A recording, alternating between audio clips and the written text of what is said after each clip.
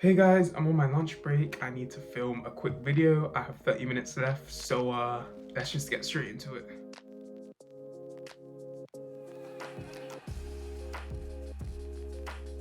Okay, so the first lesson I learned was that 1% changes can lead to remarkable results. A lot of us think that in order to be successful, we need to have this one great thing that happens in our life. You know, we see celebrities, we see business owners, entrepreneurs, we see all these people, and it looks like they've had an overnight success. Yet we haven't seen all of the work they put in, like for the 10 years that they had to become as successful as they were. You see, James Clear writes that improving by 1% isn't particularly noticeable, but it can be a lot more meaningful, especially in the long run. Like, I'm not sure where this idea comes from that, just this one decision we make in our lives is gonna make us so successful and have tons of money and all of the things that we dream about. When no, it's really just taking those 1% steps year after year, day after day, month after month, and seeing improvement through that.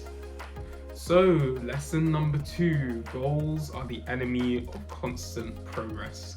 Now, some of you might be thinking, I thought we were meant to be setting goals. Why? How can goals be the enemy of progress? Like, it seems like since the beginning of time, we've been hearing you need to set goals in order to be successful. You need to set goals, you need to set smart goals, or you need to set goals that can't be achieved and you'll somehow find a way to achieve them.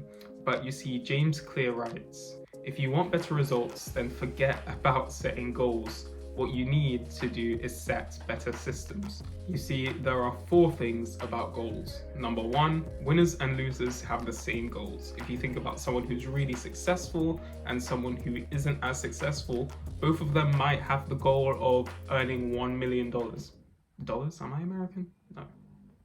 £1 million. Yes, we keep it British up in here.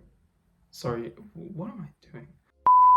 Running a successful business, making £1 million. Like, everyone has the same goals. Everyone wants to be rich, successful, beautiful, whatever. Another thing about goals is that achieving a goal only leads to momentary change. Let's say you have a goal of you want to have a really good physique, for example. Like, once you get to that stage, it's like, what next? It doesn't really lead to that lasting success that everyone's looking for. Instead, you should set the system up of, okay, going to the gym 3 times a week. Boom. Then you have that one thing that you always do consistently, which then forms into a habit. The other thing about goals is that they restrict your happiness and they're at odds with long-term progress. Like, in order to make changes, we can't rely on goals. We have to rely on systems and the habits we build day in and day out in order for long-lasting change. Now, this is probably one of the most important lessons from the book, and it's that identity is the key to change. Like, a lot of us try to achieve success by first changing what we do. We think if we journal for 90 days, if we start a business, that we will be successful. But you see, when we focus on the outcome of something, we miss the bigger picture. You miss the fact that we're not really trying to change what we do, we're trying to change who we are. James states it best, the goal isn't to read a book, the goal is to become a reader. The goal isn't to run a marathon, the goal is to become a runner. The goal isn't to learn an instrument, it's to become a musician.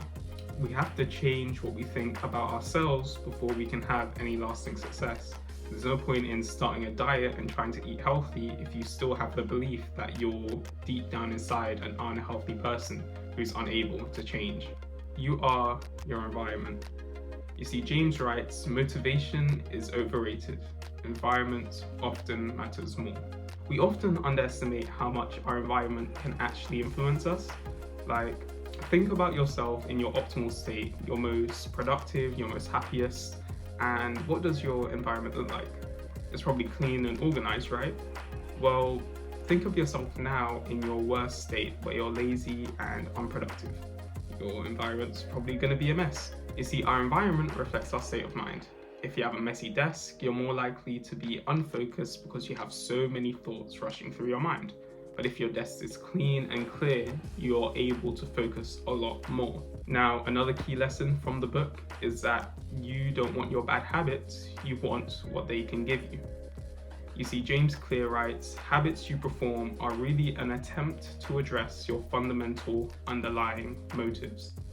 As human beings, we have fundamental needs, and those needs include energy, food, water, love, community, etc. So when we form a habit, we associate it with one or more of our primal needs.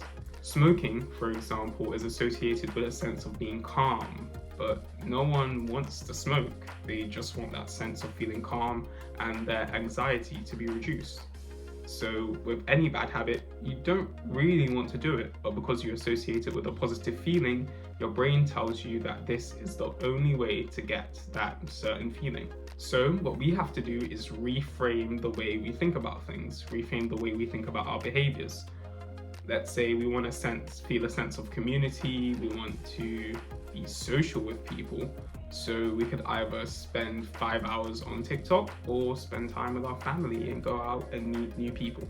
Genetics do matter. Now, we've always been led to think that genes don't really matter. With hard work and determination, you can do anything, right? But that isn't exactly true. To take an extreme example, no matter how hard you work, you're never going to be able to fly like a bird. Your genetics don't allow for it. You see, James writes, genes don't determine your destiny, they determine your area of opportunity. You see, we're not entirely determined by our genes, but we must play to our strengths. Try things, see what works and comes naturally to you, see what you're good at, what you have talent in, because that might be just the thing you were born to do. Now, the final lesson I learned was that being bored isn't necessarily a bad thing. I think a lot of us have experienced falling in love with something for a while and then stopping as soon as things get boring. Now, on one hand, it could just be that you're burnt out and need a break, but a lot of the time, I think that we have this idea of boredom being bad. We get bored doing things that we don't like school or work, so we associate the feeling of boredom with something bad and negative and something that we need to avoid. But anything that you do, you'll get bored at times. Like going to the gym 3 times a week isn't going to be exactly fun and exciting all of the time. And journaling won't give you a big aha moment all of the time. But that's why you've got to love the process. James writes, you have to fall in love with boredom. And whenever you feel unmotivated, you need to remind yourself of your identity. Like if you don't feel like reading because you're bored, remind yourself that, wait, you are a reader. If you don't like exercising, remind yourself that you're a healthy person. Okay guys, thank you all for watching this video about the 7 things that I learned from reading Atomic Habits.